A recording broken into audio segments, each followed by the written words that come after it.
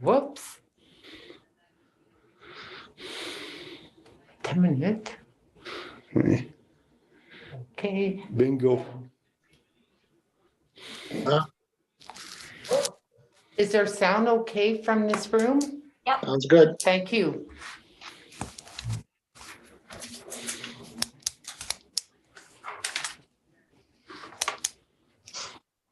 Oh, we'll wait a little bit for Mr. Gabel and then He's just getting himself set up there.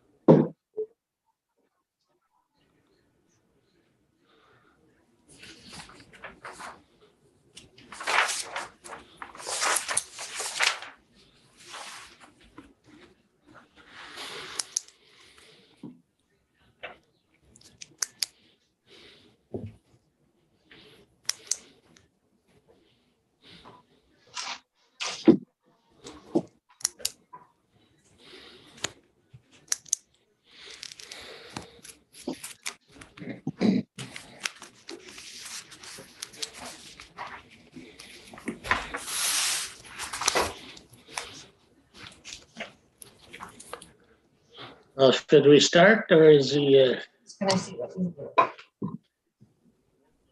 Oh, is he?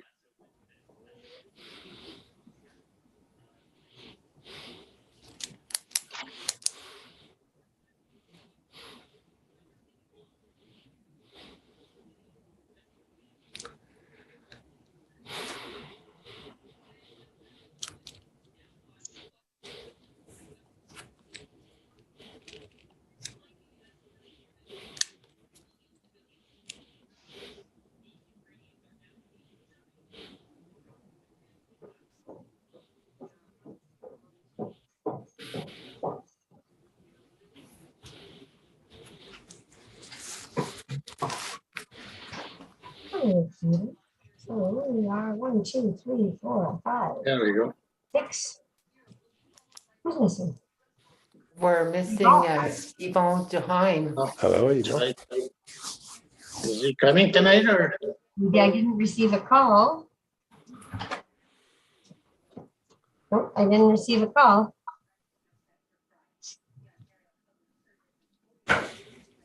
Maybe somebody could shoot him a text or something and we can, but we got enough, we got. Where's Mr. I saw Gabel? him and then he disappeared.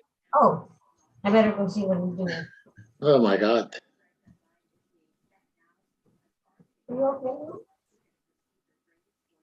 okay? Somehow. Huh? Okay, now I think I'm locked in. Oh, go away now. Okay. Good evening, everybody. I had problems signing in there. My computer was too cold, I guess. Okay, so we'll call the meeting to order. If Yvonne joins in later, well, you can join. Is there any pecuniary interests to declare? No? All right. We'll move on to the approval of the agenda for March 14th. Need a mover and a seconder for that? Dan and Chris. It is moved by Dan Revere and seconded by Chris Fisher. Be it resolved that the agenda for the Planning Advisory Committee meeting of March the 14th, 2022 be approved as presented. All in favor? Carried. Adoptions of the minutes, need a mover and a seconder to adopt the minutes of February 14th. Joanne and Chris. It is moved by Joanne Savage and seconded by Chris Fisher. Be it resolved that the minutes of the West Nipissing Planning Advisory Committee meeting held on February the 14th, 2022 be adopted as presented. Is everybody okay with the minutes? In favor? Carried. Thank you. So before we move on, I'll just have my little spiel that we'll begin with the committee and the consultants, and if there's anybody in the audience that wants to question, they'll have a chance after the committee has discussed the issue. And if you want to speak in French, that's fine, we'll translate. And if you don't mind giving your name and address when you speak, that would be appreciated. So we'll go to 2022-03. Madam Clerk. Thank you, Mr. Chair. I'll read the resolution first, so if I could get a mover and a seconder. Okay. Yes. Norm. It is moved by Chris Fisher and seconded by Norman Roberge. Whereas a public meeting was held for the purpose of amending zoning bylaw 2014-45 for a portion of the property located at 207 Moose Point Road in Crystal Falls. And whereas no written concerns or objections have been received, be it therefore resolved that the West Nipissing Planning Advisory Committee recommends that Council for the West Nipissing Municipality adopt the proposed zoning bylaw to rezone a portion of the property at 207 Moose Point Road in Crystal Falls, and that Schedule M1 of bylaw number 2014-45 be amended by changing the zoning designation of the property from the property described as part of location CL 17458 and part of broken lot 10 concession 5 in the township of Grant from tourist commercial to SR 15 shoreline residential exception zone 15. Through you, Mr. Chair, this application is identical to one that we saw about, I'm going to say 6 months ago, thereabouts. This cottage is located on the former Moose Point Lodge property. What is being proposed here is to sever out the cottage and to rezone it to a residential use for the purpose of sale. We did one exactly the same as this last year. There is a concurrent application for consent on the agenda for the Committee of Adjustment later this evening. What is being proposed to be addressed in the zoning bylaw amendment is simply to, in 2019, I believe, we did a minor variance for all of these camps. If you'll recall, all of these camps were located either over the line or on the shore road allowance, which Mr. St. subsequently acquired from the Crown.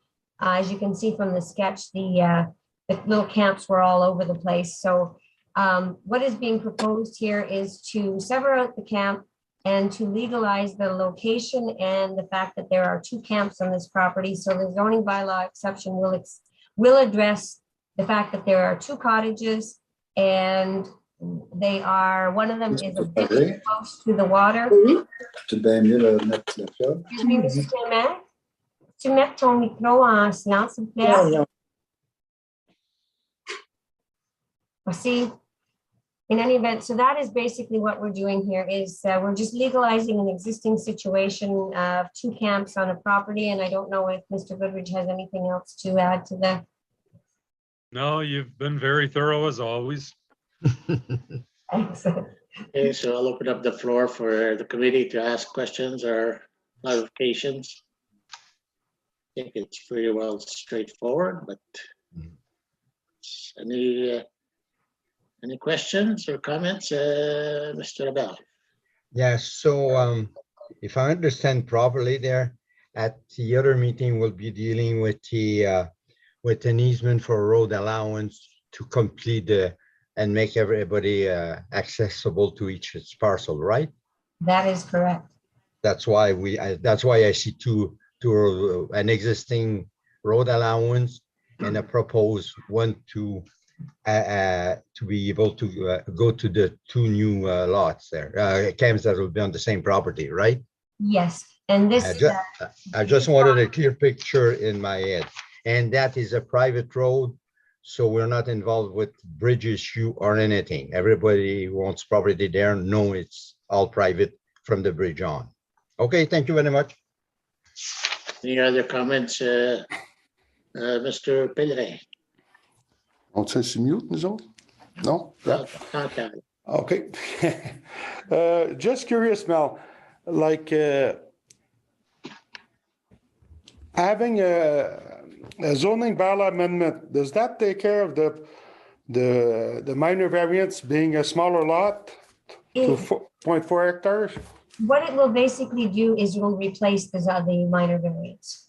Okay, So the zoning bylaw, because the minor variance was for the whole property and addressed a whole bunch of different camps, this will actually replace it and take over for the minor variance. So the minor variance will continue to exist on the cottages that are still on the camp property. But this particular lot will have its own specific zoning bylaw amendment to address the smaller lot size and the shortened up setbacks. okay, so I mean, a previous minor variance was good for all the lots involved? They were all on one lot. Okay, All those little cottages were on one lot. So the minor Okay. variance was given for the whole works. Now Okay. that it's one specific, what it's coming out as a single standalone lot, it has its own zoning bylaw because it needed to change the use as well, because all of those things were all tourist commercial before. And now it's coming out as a shoreline residential for residential use. okay, got it, thank you. Any other comments from the committee or questions? We'll move on to the audience. If there's any comments or questions. No? Okay, so all in favor of this application? Carried. Thank you. Next one is 2103. Mover and second, please. Over in a seconder, Fern and Dan. It is moved by Dan Revita and seconded by Fernand Perret. Whereas a public meeting was held on March the 14th, 2022 to consider approval of a draft plan of subdivision on property bounded on the east and west by Nipissing and Roy Streets respectively and lying north of Canal Road, being comprised of part of Block 23, Plan 36M 679, part of Block 49, Plan 36M 712, and part of Lot 4, Concession A in the Township of Springer, and owned by West Nipissing Casa Development Properties Limited. And whereas no written concerns and objections have been received, and whereas oral submissions were made at the public meeting, be it resolved that the West Nipissing Planning Advisory Committee recommends or does not recommend draft approval of the plan of subdivision made by West Nipissing Casa Development Properties for a plan of subdivision bounded on the east and west by Nipissing and Roy Streets and lying north of Canal Road, being part of Block 23, part of Block 49, and part of Lot 4 Concession A in the Township of Springer, subject to the conditions on Schedule A attached. Okay, I'm just going to share my screen a little bit so we can talk a little bit about this application and where we're at. So for those of you who've been on planning for a little while, you'll recall that in 2013, the first application, this is phase 1. Can everybody see the screen first of all? Yes. Okay. So in 2013, the proponent, Mr. Morrison, through his then company, I believe it was BNS Morrison Excavating at the time. But anyways, the first was for 22 or 23 lots along the perimeter of Nipissing and Roy Street, or Nipissing, pardon me, and Canal Road. The second phase of this subdivision consisted of this coming down to the from the dead end of King Street. There's a small cul-de-sac. This is Cameron Court. This comes down here, and then there's a series of lots along either side of Mathieu and Alex Street, and it opens out onto Nipissing Street here and is accessed from the north end of King Street. So what is being proposed here is a whole bunch more lots. So this is our phase 1 around the edges. This is our phase 2 in here. And this is the 72-ish lots and blocks being proposed by the final phase of this subdivision. These are, all of these lots will be fully serviced on municipal water and sanitary services. As I've indicated in my report, there was a geotechnical investigation of the property carried out by the proponent to determine the viability of installing on-site services as were installed in this section here.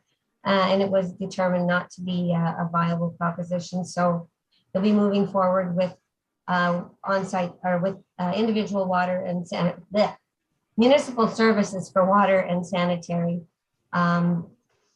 What I had indicated in my report was, given the large size of these lots in here, what I am recommending is that the applicant obtain a part lot control bylaw, because each of these lots in here is amply sized for future severance. And he'll be back here every week.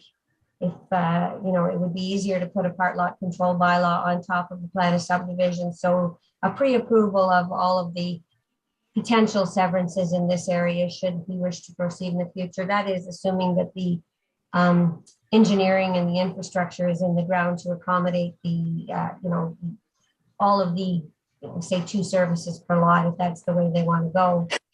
So in my report, I addressed a variety of things, and I think the most, I guess, concerning area is the issue of drainage.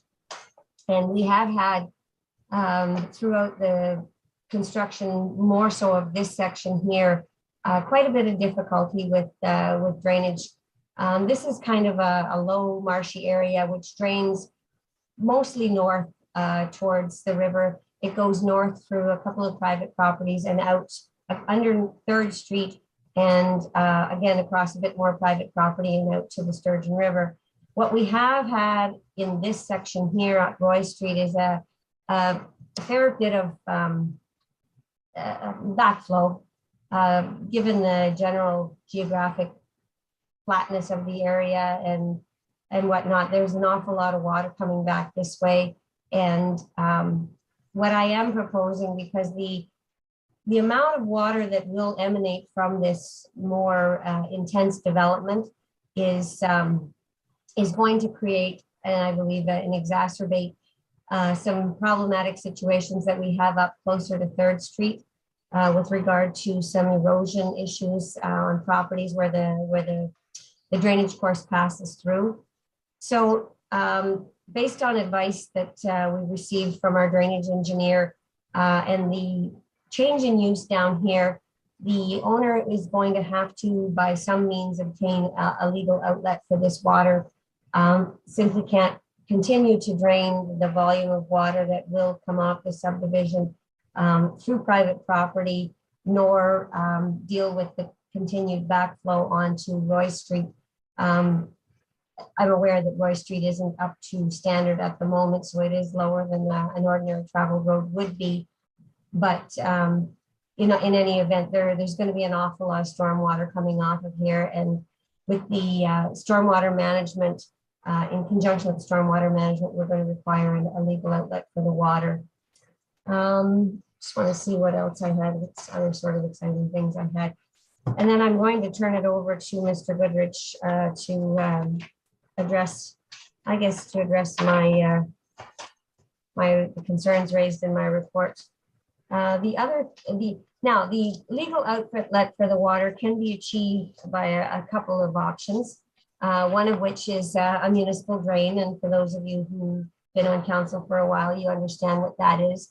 The owner would petition for a drain, and given that he owns, I would say, the majority of the lands in the watershed requiring drainage, he probably would be able to carry the petition. However, the watershed would likely extend to include all of this subdivision and potentially some of this area up here in the corner on Levique and Pinan as well. The other means would be to install a full storm drainage system to either take the water north via Roy Street to the river, or south and then west down Canal to the river. Either of these would also have the same effect of taking the water, a legal means. And lastly, and probably more problematically, would be obtaining a registered easement, and that's the wrong property. A registered easement through the properties to the north from, and I think there are about 5 private landowners between the north end of this property and the Sturgeon River. So those are the 3 options for obtaining a legal outlet. In addition to a legal outlet, there will have to be upgrades to Roy Street. This portion of Roy Street, the road that's intended to be coming out here will come out here onto Roy Street, and there may or may not be infrastructure for sanitary in and around this area. So any portion of Roy Street that needs to be accessed either by people for getting in and out or for by municipal for accessing municipal infrastructure. This portion of Roy Street will have to be upgraded. I'm recommending that the property be rezoned. Sorry, I don't know where I went there. I'll apologize. To crystallize what the uses are of the property. Ran into a little bit of a hiccup in this section here where some of these lots were purchased and there were queries about splitting them. However, the infrastructure that was installed doesn't accommodate. There's single services on all these lots, and I'm making a recommendation that if there's an intention to split these in the future, that the engineering address the piping and make sure that the infrastructure meets the needs of lots that could or would be split, and that also in consultation with the engineering, we determine whether or not, some of these lots be provided with two services right out of the block, so we're not ripping up a brand new street going forward. But yeah, I'm going to stop talking and I'm going to turn it over to Mr. Goodrich to finish telling us what's going on, and then we can move on to questions. All right. Well, thank you, and through you, Mr. Chair, then. Thanks, Melanie. The issue of the storm outlet is something that at this point is still a little premature. The point's well taken. However, once we have draft approval is when we really start the engineering designs for the project. So the final decision on which one of the options we're looking at will, of course, be a lot of it comes down to costing as well, and looking at the different options, but also looking at the engineering and seeing what is possible and how the water can be diverted through one of the options that Melanie outlined.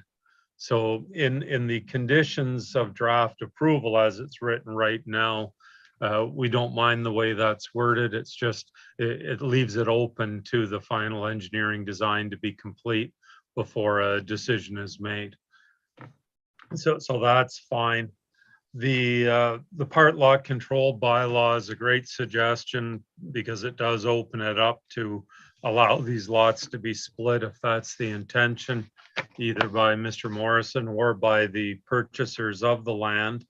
And I understand at this point in time that all of the lots on what we show as Street A and Street B have actually, people are already lined up to purchase those. So once we have draft approval, then Mr. Morrison can enter into formal agreements of purchase and sale with those prospective purchasers. Doubling the services, another good idea while the road is still under construction.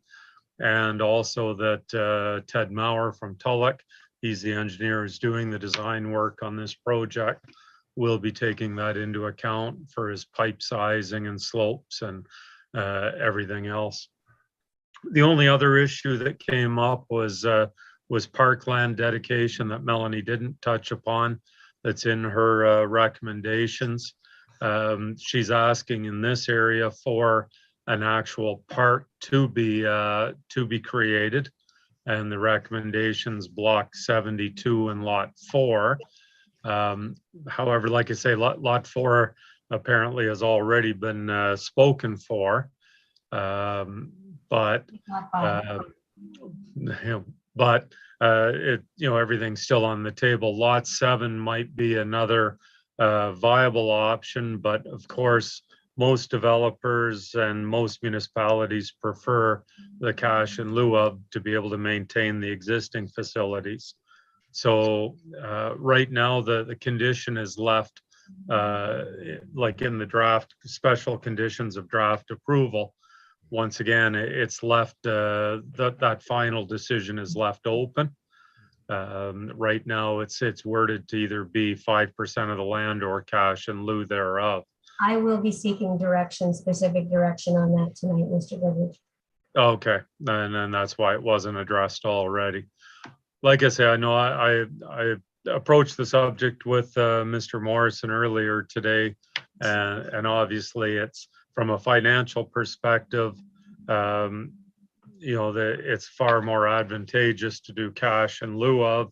And in this particular circumstance, where initially it was felt that at least the septics could be on private septic systems, he is having to put in a lift station at, not as much cost as what we originally thought. Alan Carell was able to recommend a new solution, but it's still a sizable amount of investment in the property.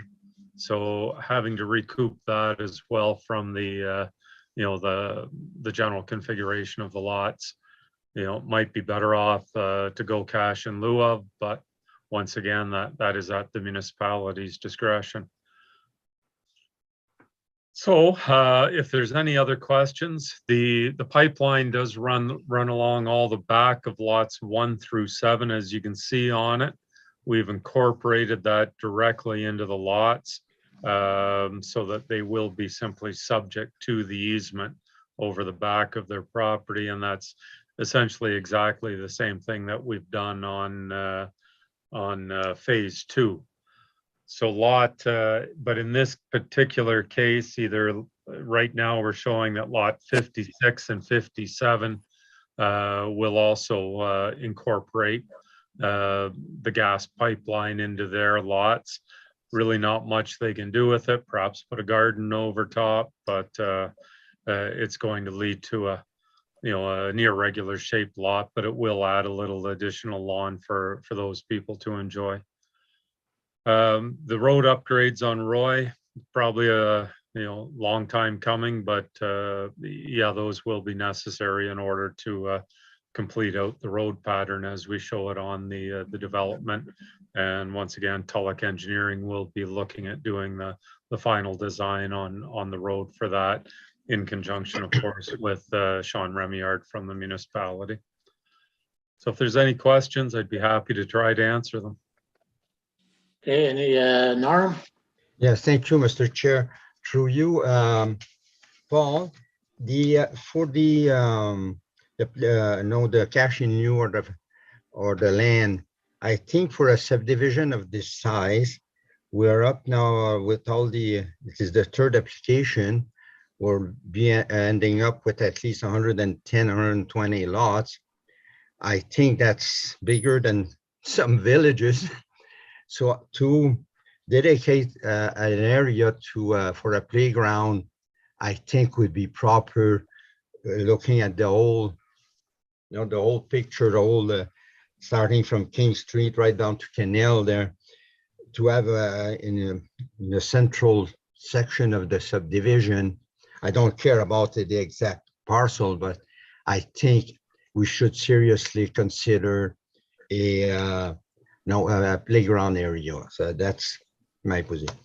On the other issue of drainage, I guess that is still to be formalized, but I think the municipal drain approach would be the most suitable approach for long term, because that is covered by provincial legislation. And for those people that are member of the present council, a few years ago, Caldwell had let a ditch being built, but did not have a regular outlet to the river. That's on Beatty Street in Verner. Now it created problem, erosion. There's a couple of people that were losing a lot of their property. Now they still have to go, and the only remedy is to backtrack and make it part of a municipal drain system.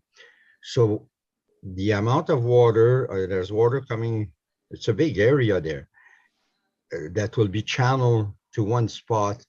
I think the most efficient way, and you will find out the cheapest way, is the municipal drain system. Now, whether it's an open drain system or a covered drain system, but they can both be addressed under the municipal drain aspect. I think on the long term, that will solve a lot of problem for the developer and will solve a lot of future problem for the municipality. because municipal drain are very well covered by the provincial legislation. That act has been in power for over 100 years, and I would certainly recommend that, whatever you want to decide is fine, but I think that would be the most profitable situation for everybody concerned. That's basically my comments for right now. Thank you. Thank you, Mr. Abel. Anybody else? Chris? So I got two. I kind of agree with Norm, but I guess my first question would be: is there a park north of it? I don't see one on this, but there seems to be two quite large subdivisions north of this proposed subdivision. And is there already a park up there that's fairly close? The closest park is on Janin Street, if I'm correct. Janin would be a couple of streets north. Yeah, you are correct. It is Janin. Janin. So I'm all for parks, but if there is one that looks to be in walking distance to me, then I would not be so insistent as Norma on not taking the 5%. And then my next question is more of a general question. When I look, because you're talking about drainage, when I look at the official plan of subdivision, tell me if I'm right here, this actually shows that marsh as being a lake. Now I know that is an old, but was that a lake once? It's If you look at page 28 of the document. It's a kind of a ditch marsh. It I mean, depends. I can see by the satellite photo that it's not a lake, but I mean it is a drawn. drainage course. It is drawn as a lake on our official plan. It blew. Yeah. It doesn't have any real status. Okay, thank you. Okay, I can't see everybody here, Sorry Melanie. about that. Thank you. Any other questions? I'd like to just mention about the park. I think it's not that far from this development, Janet. It's There's a big soccer park there. I think it's pretty big, right on the corner, if I'm right. let me see where it is. Is that the right one I'm talking about? I'm just gonna see where it is. Going I toward. don't, Mr. Chair, I don't believe you're making reference to the right park. The one on Janin Street is a playground, which the municipality just recently, probably last year, approved budget to upgrade the equipment. What's the park going through towards the plant there? Oh, that's Demers Street. Oh, is that far from here? Yeah, Yeah. pretty far. Okay. Well, All right. I'll show you where we are. Here, I've got it pulled up here. Okay. So right now, Janin Street, the one on Janin Street is up here. Yeah. This is the dead end of King Street. This is our new subdivision down here. So there is a Okay. park on Janin Street up here. Okay. The soccer field is actually, that part is over here Okay. in Thank the you. top corner, off of the corner of Demers. So it's a fair little hike. You could get there from Roy and go across Yeah. Third and come down across Riverfront to it, but it's a bit of a walk. Janin Street's definitely closer. All And right. it's accessible right off of King Street. Okay. I think I can't remember who was next. Fern. I got a couple questions. Lot 1 to 60, how big are they?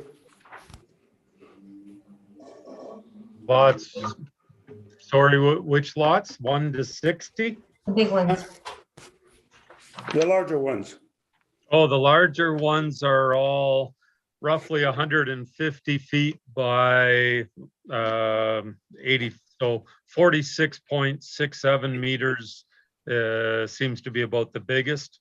The smallest has a little over 40 meters, so 132 feet wide by about 300 and, well, somewhere between 270 and 330 feet deep. Okay, and those lots have water main and sanitary. They will, yes. There'll be a lift station put in for the sanitary to be able to bring it back up to connect in with King Street. Okay, so they can easily be divided in two? That's correct. Okay. Any plans on these subdivision having a storm, the storm system, or just culverts at the road? It'll probably be culverts at the road. One of the issues with the storm sewer system is just the depth and where the water table is at and where the outlet will be. So when the engineering is done, Fern, that's when all options will be looked at and then costed out. And then we'll see what's viable and what isn't viable. Any intention on sidewalks? At this point in time, we were looking at a paved, like an extra width of pavement on the one side of the street as a bicycle lane. With this, I disagree completely. A subdivision within the city limits should have at least one sidewalk and as a boulevard. I used to do that job in Elliott Lake in the early 1980s and in Dawson Creek. And we used to have two sidewalks in any subdivision. Like to me, in 2022, we shouldn't have culverts at every lots in town. It's crazy. And the sidewalk, just as an extension of the road, no, it's, you see the snow plow going. I don't know. I think, and it's, I see people walking on Nipissing Street. They're going to Canal. There's no sidewalks. I don't know. In the early 1900s, you look at the photos, they had the wood sidewalks on both sides of the roads. It seems we're going backwards. That's my thoughts. Yeah, thank you, Mr. Pagare. Any other thoughts on that? Or Madame Joanne? Thank you, Mr. Chair. I listened to the presentation, a phenomenal development in our municipality, because if anyone takes a drive and just does the loop with the new roads that were built and seeing the construction, it's pretty impressive. Now, I just want to make sure that I was able to understand everything that's been said so far. So this is phase 3 and phase 4 of the subdivision project. Okay. Right. And so it's going to be creating another 71 lots. And a little bit similar to comments or questions pertaining to the design, pertaining to water outlets. And I just want to be visual here. What comes to mind right now is when you look at the La Chance development, where they don't have ditching and they do have sidewalks, or if you look at the subdivision development on Dover Court, where the roads are not narrow and they have ditching. So what is being proposed with this development? Well, right. Go ahead, Paul. Yep, I'm sorry. With respect to this development, we were proposing to put a road with a widened shoulder, basically the same as what was being proposed up on the Dover Court subdivision, the Toulouse-Seguin subdivision there, and as well as what has been done on Demers Street as well. So that's basically what's being proposed with ditches, particularly in the area where we have the larger lots. It's not like we're having a culvert every 30 feet. They will be well spread out. With respect to just one other point, just on the parks before we leave that totally as well, there might be a bit of a compromise solution here also. You'll notice on the plan, we've left block 72 and block 73. Both of those involve or include 10-meter wide servicing corridors. Yeah, block 73 is on the extension of, yeah, that's block 72 up there where Melanie just had the cursor, and block 73 is on the extension of Street A. And then that's in order to have a nice wide servicing corridor that the sanitary sewer and the water main can be located within. But those corridors can also be used as public walkways and bicycle paths to get from the subdivision out to Roy Street. So for example, if the kids from the subdivision have a soccer game up at the Demers Fields, that there is an easy access route out to Roy, and then although it's a bit of a long walk, it's actually quite a short bike ride to get up to where the soccer fields are located. You'll notice the size of block 72. It's not just 10 meters wide for the force main. We did widen that out so that there could be a small parkette for smaller children with maybe swings and a slide or whatever in that area. And so between the two of those, I know they don't make up 5% of the overall total of land, but the compromise would be that we could do a hybrid solution where we would be dedicating blocks 72 and 73 that would be both active transportation routes for cycling, as well as a small park, and the balance of it could be made up in a cash in lieu of payment, so that we could have perhaps a little of both. Anyway, that's just another option. Okay, if I may continue, Mr. Chair? Yes, Madam Joanne. Okay. I really don't want the aesthetics and how the development to be similar to the development of Dover Court. As Dover Court, it's not the subject matter this evening, but is very problematic for the safety of pedestrians and even for the safety of circulation of traffic. So that has to be definitely addressed with any development that's going on with phase 3 and 4, just to have that assurance as much as possible.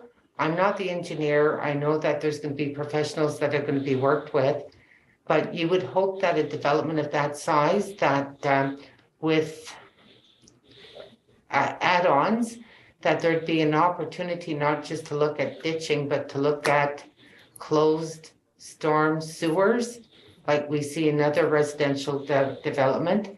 And a little bit like my colleague here, the size of that development, there should be sidewalks, not just the widening of the roads, but there should be at least a sidewalk.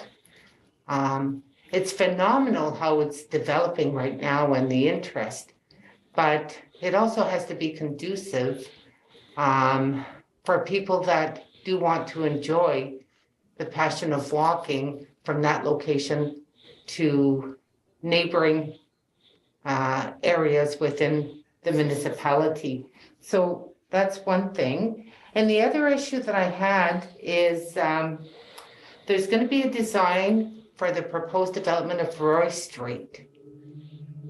So is it going to be, who's going to be responsible for the development of Roy Street?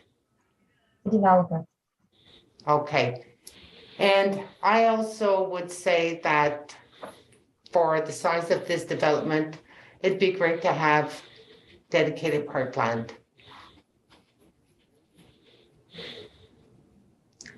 And my final question is, the 5% that we retain for phase 1 and phase 2 is kept in a reserve. Yeah. But what can we do with that 5%? Under the act, what we do is we keep all of it in reserve and we use it for park upgrades across the municipality. It's not necessarily kept for this particular property. It's kept for parkland in general in the municipality. So it could be used for equipment in any park that we already have.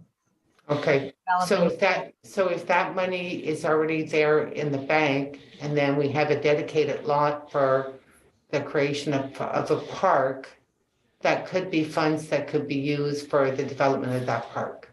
That's correct. Okay, thank you. Thank you, Joanne. Chris, you're next. So I just wanted to comment that I like the idea of the hybrid solution. That made a lot of sense to me.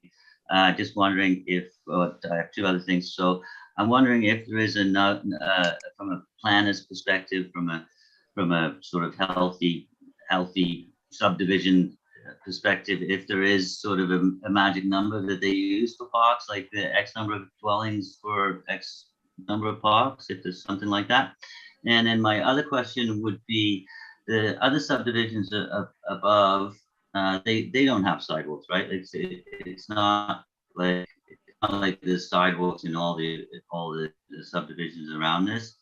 And then I just another comment on Dover Court. I think the problem with Dover Court is it actually made a shortcut, and that sort of caused traffic. I don't see that we'd have a similar problem here, because mostly everything is cul-de-sacs. So those three things. Thank you. Thank you, Chris. Dan? Thank you, Mr. Chair. First of all, I congratulate Steve for bringing this to our attention, because I think this is phenomenal. We know that there's such a shortage of housing in our municipality as it is right now, and people are just ready to build and ready to move forward. Saying that, I think that the hybrid model in regards to, I think, Paul, what you proposed in regards to the parks makes sense. The other part that doesn't make sense right now, although I'm a firm proponent to sidewalks, I think here we have a situation where we're going to impose something on this developer that we haven't imposed on any of the other developers. And I don't think that is right. So, and I wouldn't want it to inhibit or slow this project down, because I think that there is this dire need in the municipality for housing, and this is a way to get it going. One of the things that the park lot severance, and that basically, is that basically in the sense that if you build a duplex, and you have two hookups for the duplex, and then you can sever the land in between to divide the lots. Is that what we're talking about, Paul? Yes, exactly. Okay. It just means we don't have to come back to the Committee of Adjustment every time, because it would be pre-planned ahead of time. So that we have it within the plan. Okay, that's good. Right. The other thing is that I'm a little, the drain system, municipal drain system, are we, I guess this is something that our engineer proposed as a solution. Can you elaborate a little bit more on that for me?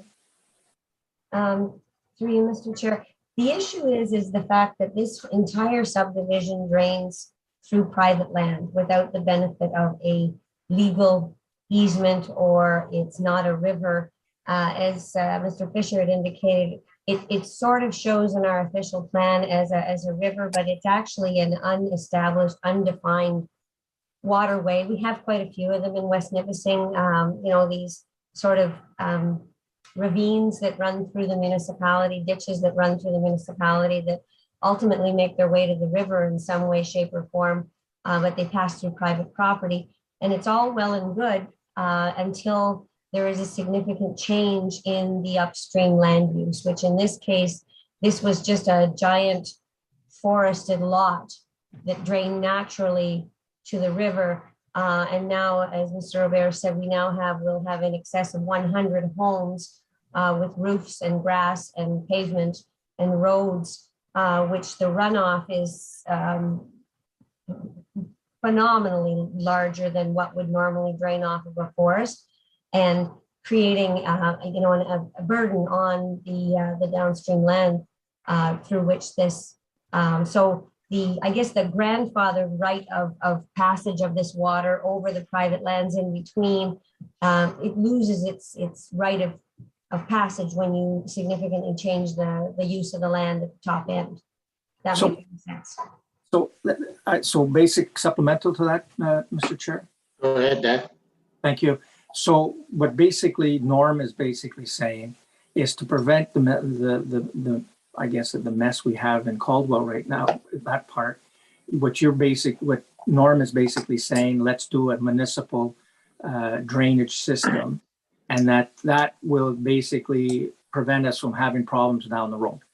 Or as I indicated in my report, a municipal drain, an easement, or a storm system through municipal roads. Any one of those three things will create a legal outlet for the water and prevent a future problem.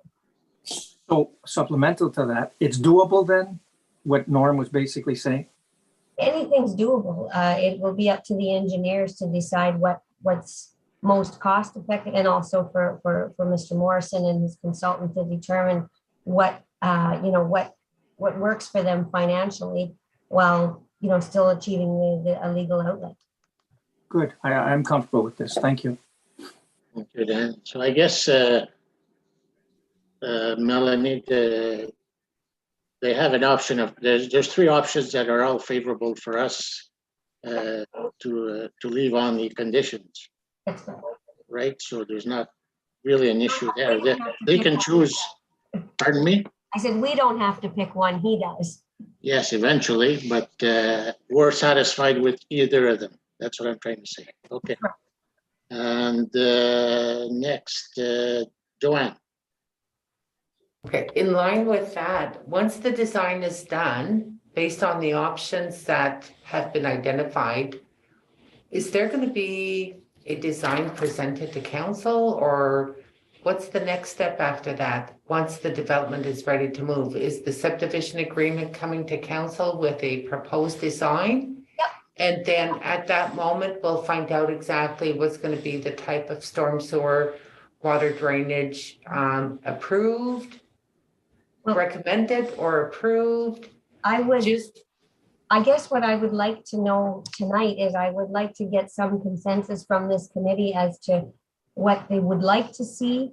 Obviously, the developers and engineers are going to look at, what's doable, what's feasible, but I guess from a consensus point of view, with regard to, I guess, the parkland, the storm drainage versus ditching, and we have all of the other two phases of this are done with roadside ditching and culverts. We also approved a widened paved shoulder in the first phase as well for this subdivision. But I guess what I'm looking for tonight is direction so that Mr. Morrison can speak with his developers as to what this committee wants to see as a consensus.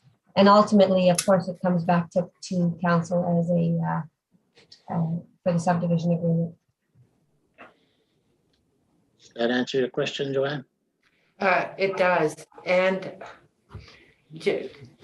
maybe just a little bit technical here, but when I look at the supporting documentation pertaining to the subdivision agreement, I guess I see the standard language that initially, that was the type of development that council of the day had approved and would like to see a new development. But if we made a previous decision that the road would be wide and that there'd be only a bike lane, does that documentation, that agreement follow with phase 3 and phase 4? Not And if it- necessarily. Okay. But, no, you answered my question, because I think it would have streamlined the issue for myself. I don't know for the others, if we would have had that agreement in place, attached with the request to be able to have that visual. But that agreement doesn't pertain to this land. I know. I'm just talking for myself, Okay. as far as information. So, Okay, is that it, Joanne? Yes, I am done. Okay, thank you. I think we should open up the floor for the any comments from the audience, I guess. Is there anybody that wants to speak on this issue? That's it. Coming back to from Pardon before. me? Oh, sorry. Okay, so if there's no comments from the audience, So, I'll try and wrap it up and go one step at a time. Who's in favor of having the municipal drains leave the three options on the application so that the engineers can decide? Can you go back to so I can see everybody? Mel? thought we were going to talk about sidewalks. I was excited there for a minute. About what? Thought we were going to talk about sidewalks and parkland. I got Oh, we're excited. getting there. So just for the municipal drains, is everybody in favor of leaving the three options and proceeding with that? I'm in favor of that. Well, I'm a little bit confused, Mr. Chair, because we know Yes. that there are viable options, but I Yes. think what I understood from the clerk is sort of having an idea exactly what the committees, No, not on this one. oh, not on the On drainage? this one, I don't, on this one, any one of the options is acceptable. Yes, Because I it did. will achieve. did So, ask that. so we have no, so you're not seeking direction from the Not on that advisory particular one. committee? Okay, No, sorry, All right, Mr. so Chair. that's settled then. Hey, Melanie? that's one, yep. Okay, so what's the next step will be sidewalks. Let's discuss before we vote or whatever. Any comments? As for me, I would like to see sidewalks because this is a big development and we haven't seen that before. And if we didn't put some maybe in Dovercourt or other places, I think that was a mistake. We should have done it at that time. But I have to agree that a big subdivision like that, I think they should sidewalks. That'll be a lot of traffic there. So that's my comment on sidewalks, but I'll, Norm? Yes, Mr. Chair. I do understand the issue of sidewalks, and I do know that they do increase the appearance and the value of a subdivision.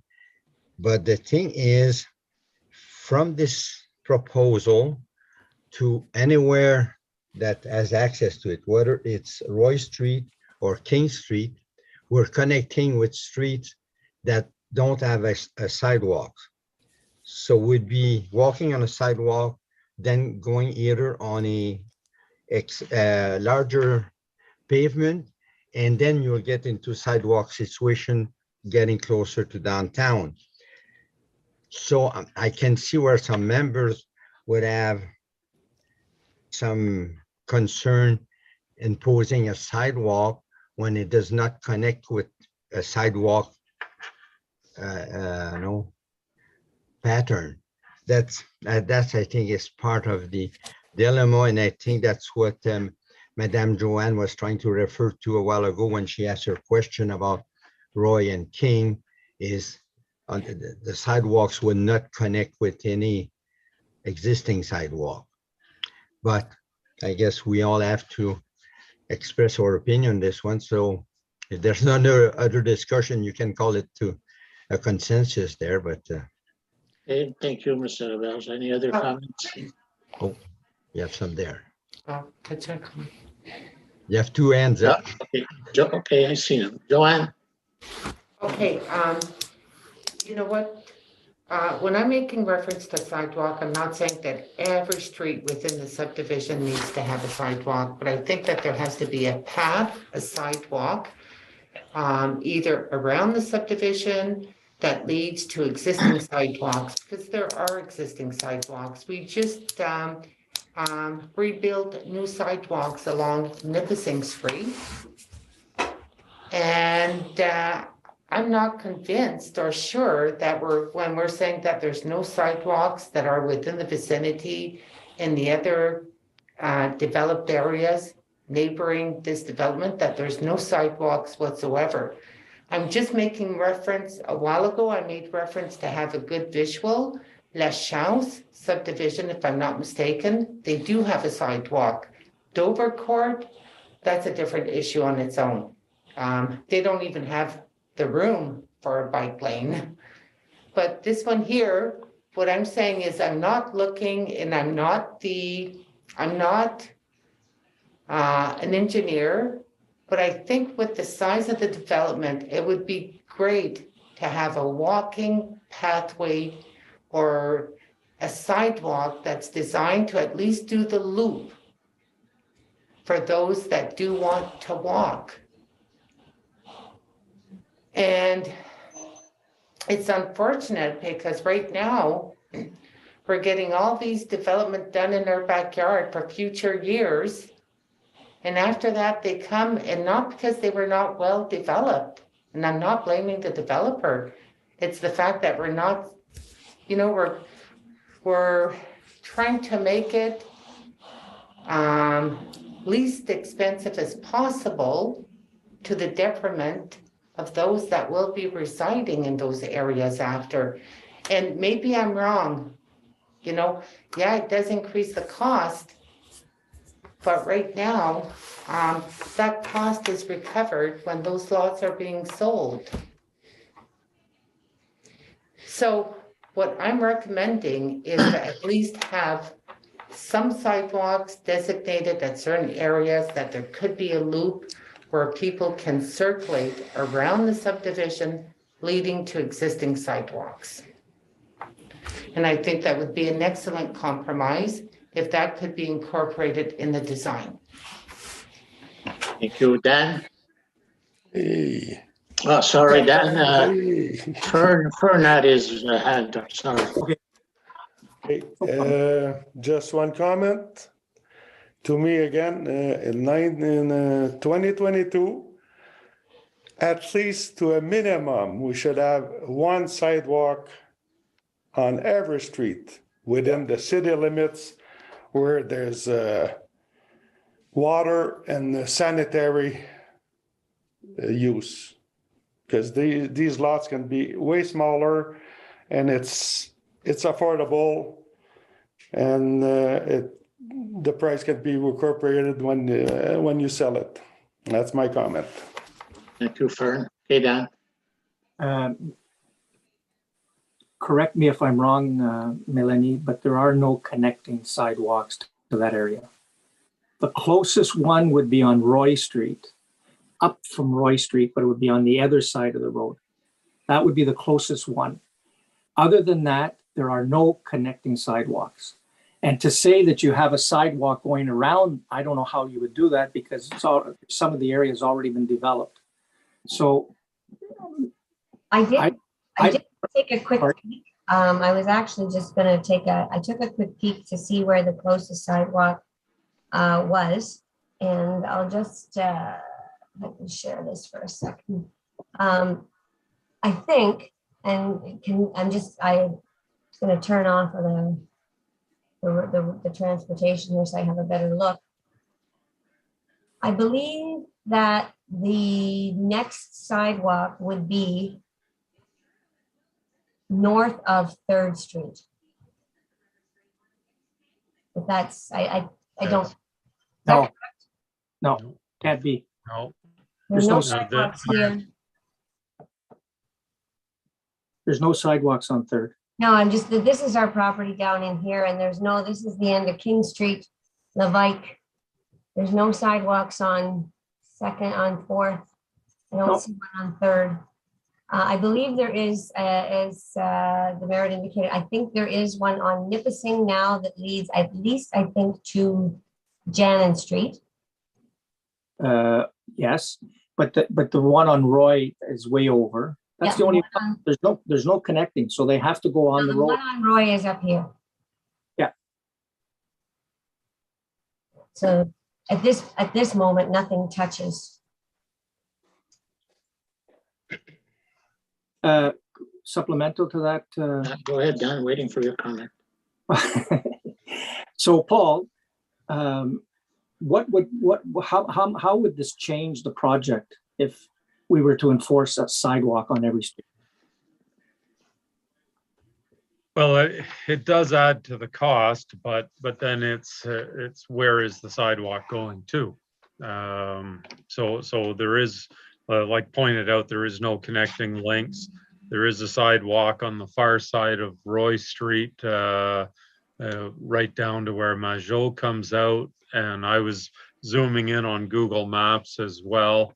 And to the east, the closest sidewalk looks to be just a little bit south of 4th Street on Nipissing.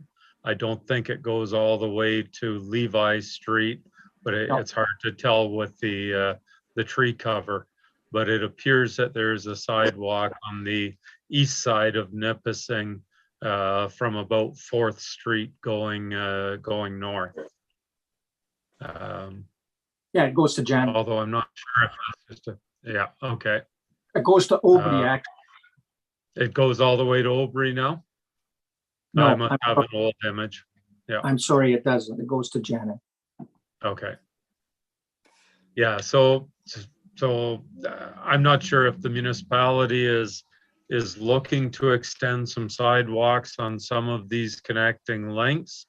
If it was in the capital budget for the next, whether 5 or 10 years, then yeah, putting a connecting link through would make sense. But if it's not going to happen, in the foreseeable future, then it may not happen at all. And then we're just left with, sections of sidewalk that essentially go nowhere. But Paul, in fairness, we have lots of sections of sidewalk in many cities that don't touch other sections. And then there's a section where it's, so you walk on the curb and then you meet up with another side. I don't know that there's any requirement for sidewalks to touch each other to be a good idea. To agree with Melanie, it's not a prerequisite to have a sidewalk that's touching the ones that we're asking for. I mean, eventually there might be sidewalks, at least the option will be there to connect or not. But for a subdivision this size, I don't know, I think sidewalks should be a priority for the kids. Okay, were you finished, Paul? I'm sorry. Yeah, that's about all I wanted to say. Okay. Joanne? Well, I was going to say the same comment as what the planner just shared. Like, I mean, I think you need to leave the door open for future development. And even if there'd be a connecting link opportunity, but you're not going to project putting a budget of extending or connecting a sidewalk on existing roadway without knowing exactly what development is going to occur. But once the development does occur, then you also look at working with the actual needs for people that are residing with that area. So it leaves the door open. And I'm still a firm believer that, you know what, there has to be an integration of sidewalks within this size of development. Otherwise, we're just going to, whoever's going to be dealing with those complaints afterwards, or it'll be issues pertaining to wants and needs. And then the individuals or officials making that decision, they're going to say, well, it wasn't built for it. And that's what we're living now with Dovercourt. Okay, thank you, Madam Mayor. Joanne, Norm is next. Thank you, Mr. Chair. Through you, I would like to ask a few questions to Mr. Goodrich.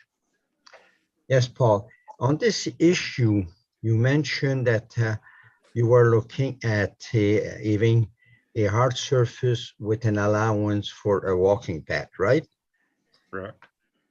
I would like some clarification there on what kind of width are we looking at? Like what, 22 feet of pavement and 4 feet of walking surface? Typically that's what they look at doing. Yeah, and would that be delineated with a very visible line and all that? Yes, because you want to be able to have that 1 meter separation between your vehicles and your bicycles. Because So, that is sometimes the problem, and I think that's the concern of a lot of person is that they don't feel safe walking, because I've seen some shoulder that were only, I don't think they were quite 3 feet wide. And then if you're walking with your girlfriend or whatever, and then the one on the traffic side doesn't feel too safe there. Cars are going very close. So I think that is why the sidewalk has the ability to make a definite line. You are either on the sidewalk or off the sidewalk. So using the hard surface process, can that be addressed that it would increase or alleviate people's fear of being close to the traffic? Or could we have an extra feet of pavement added or whatever? yeah, and any of those options are all viable options, obviously, and we can have our engineer, Ted Maurer from Tulloch, address those. He's better suited to be able to give you those answers. If it was me, or if you're walking with your girlfriend, Norm, I think you'd want a little separation from the traffic in case your wife was driving along. Yeah, she could hit me. Yeah. No, I think I'm going to have to end up being the joke of this meeting, eh? But you see the concern. I think in the background, everybody's concern is something similar to that. The safety of the people. We're encouraging people to walk more, to exercise more, and so if we're going to put more people, trying to talk them into participating more on the, using the street, we have to make it a safe environment. And that's why I had, maybe you could discuss this with Mr. Tulloch, how we could increase the visibility of this line somehow, whatever, that people would be, because I've driven down pathways where they only have, and it seems to be about, I don't know if it's 3 feet wide, they're 2.5 feet wide, maybe in some places with the paved shoulder, and people, they walk backward and they don't seem comfortable, and you have to go try, and if there's another traffic coming the other way, unless you make the paved surface 24 feet instead of the usual, but then you're adding money. So, and I can see Mr. Fern's comment is that usually when you have a regular sidewalk, it's mean on that side of the road, you have some sort of storm drainage. So there's no cans and pops and whatever in the ditch because there's no ditch. The landowner cuts right to the sidewalks.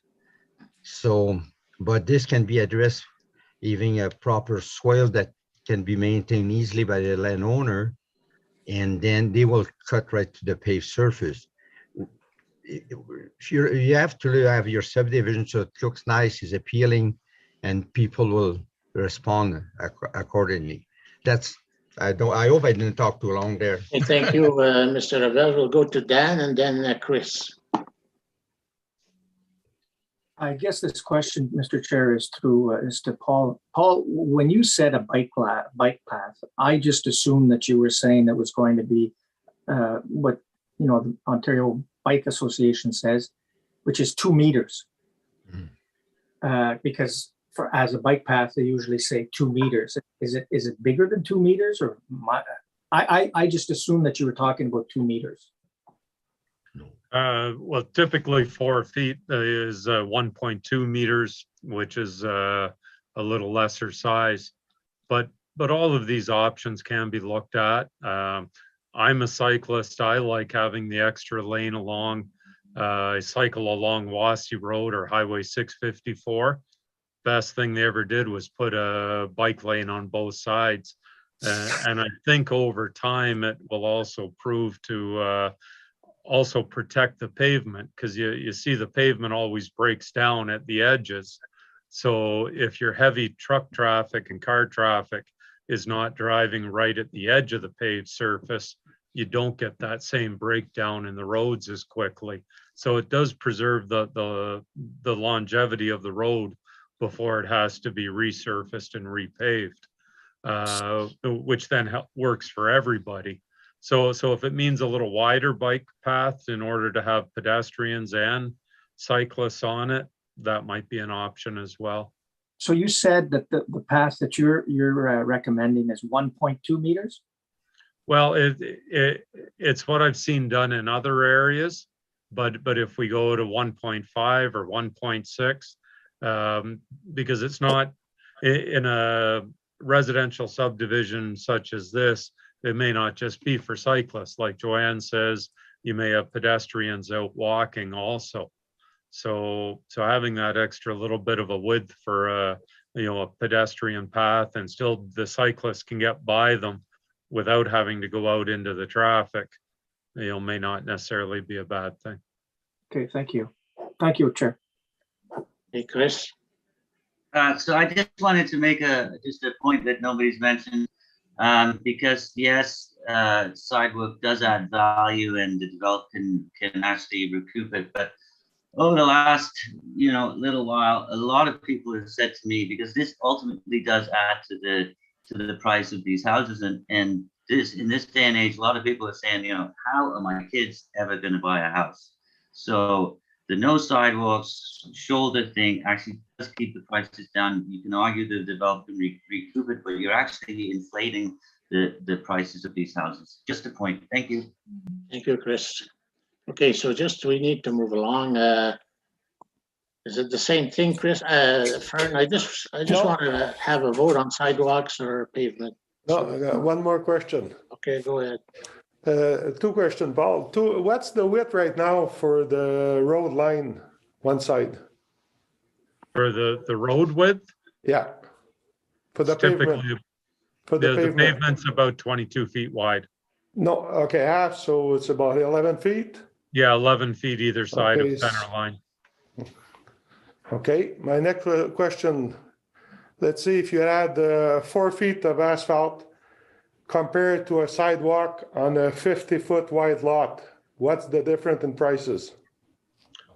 That I don't have at the tip of my fingers. One of the difference in prices, though, when you're doing it, is the prep work for what goes under the sidewalk, because you can't just lay the concrete slab down on the ground as it is.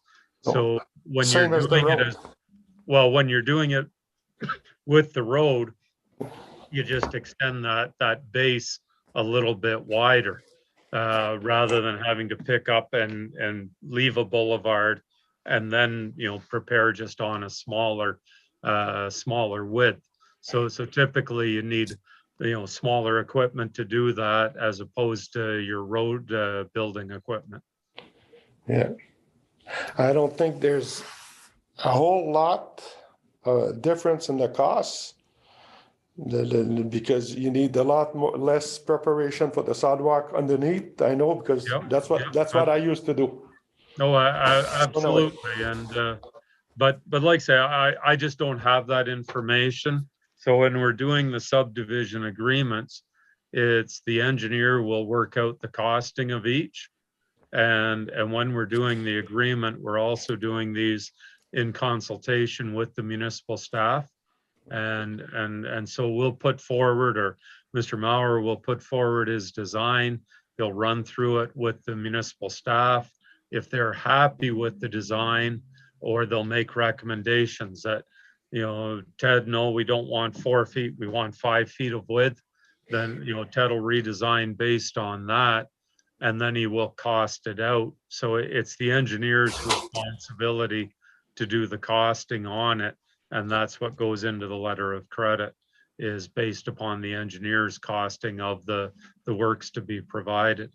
I just don't have that I used to do road construction, but that was like 40 years ago. So it's been a long time.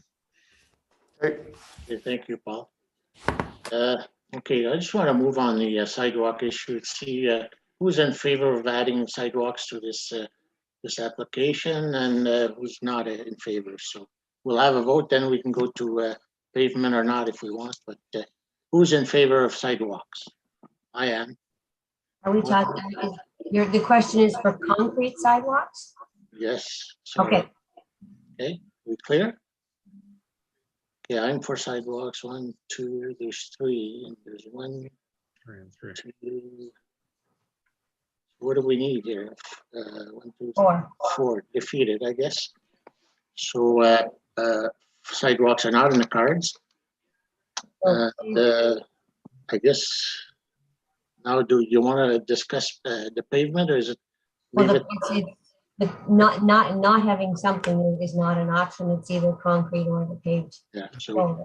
there is pavement in the application, so we'll leave it at that. Yeah, but can I just ask a question though? The pavement that's in the application, we've been debating the width and the issue, about pedestrians and cycling, that there was an opportunity to look at having it wider than what's being proposed right now.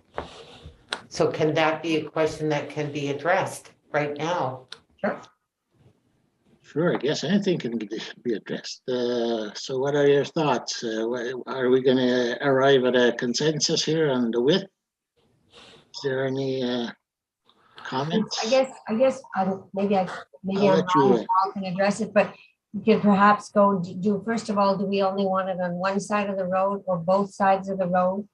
Double wide on one side or 4 feet on each side. I guess that's kind of a conversation.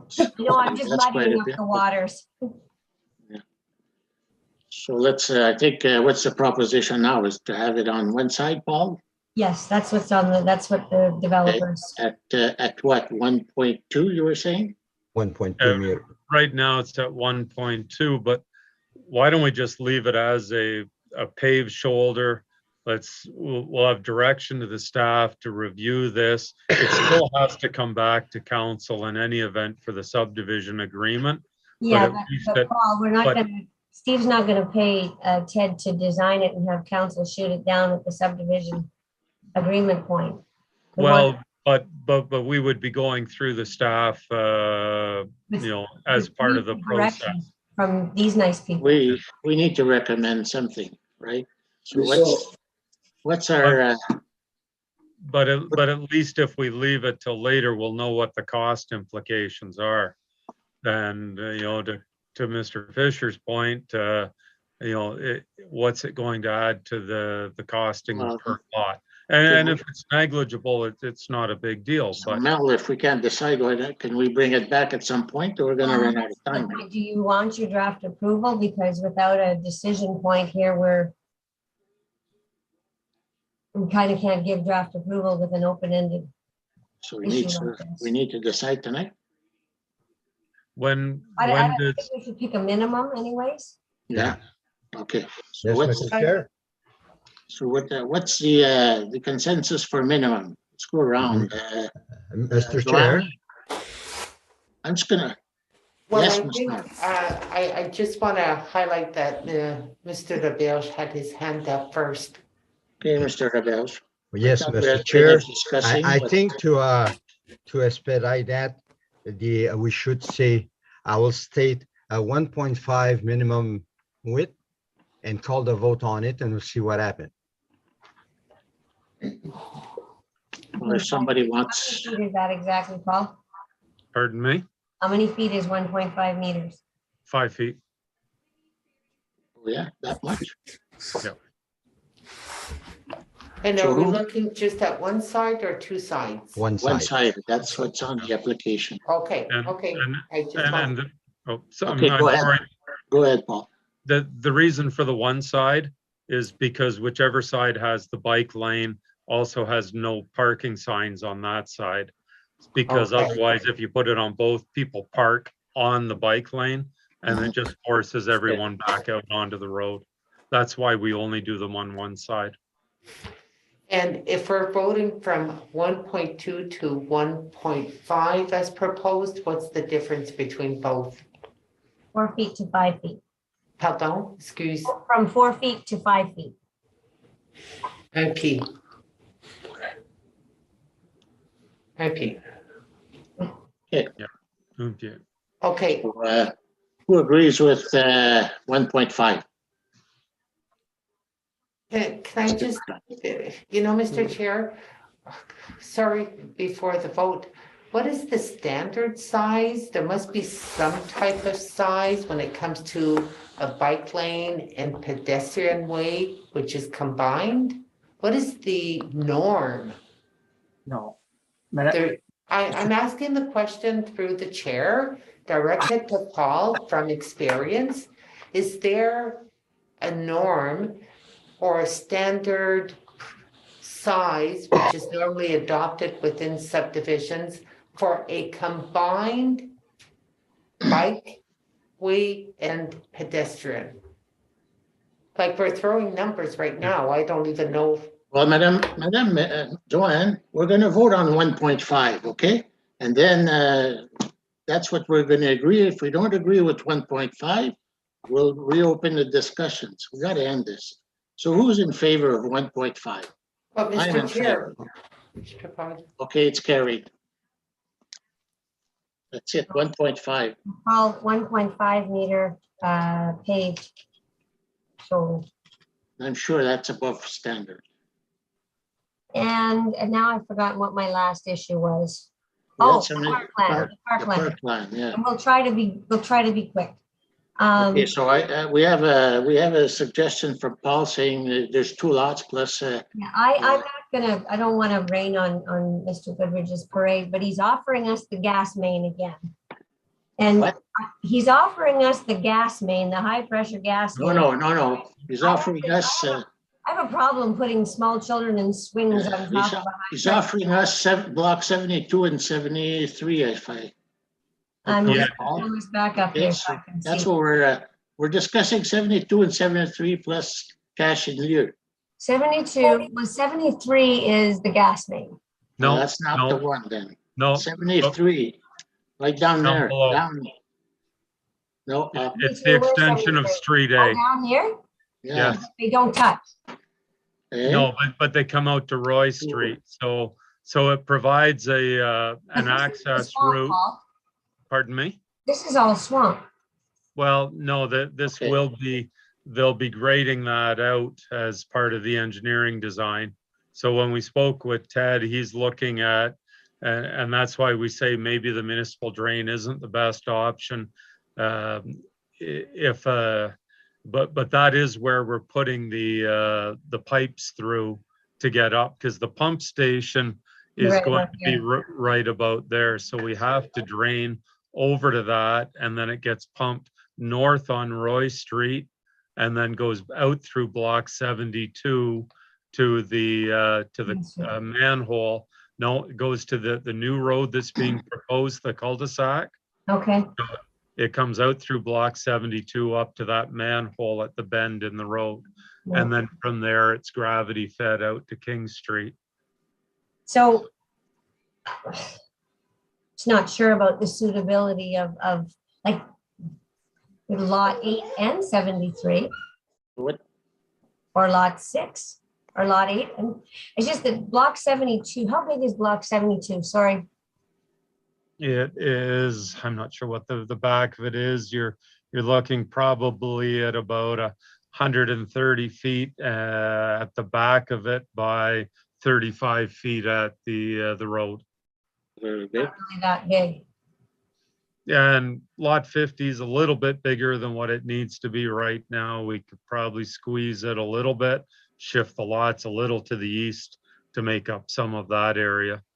Whatever we would like, I'm recommending that it be contiguous and not 2 pieces not touching. Well, the reason for the block 73 as being part of it is that you could put like an active transportation bike path, whatever, so that the residents in here, if the kids wanted let's say had a soccer game up at the soccer fields, up at Roy Street, So just then at least it would give them an outlet.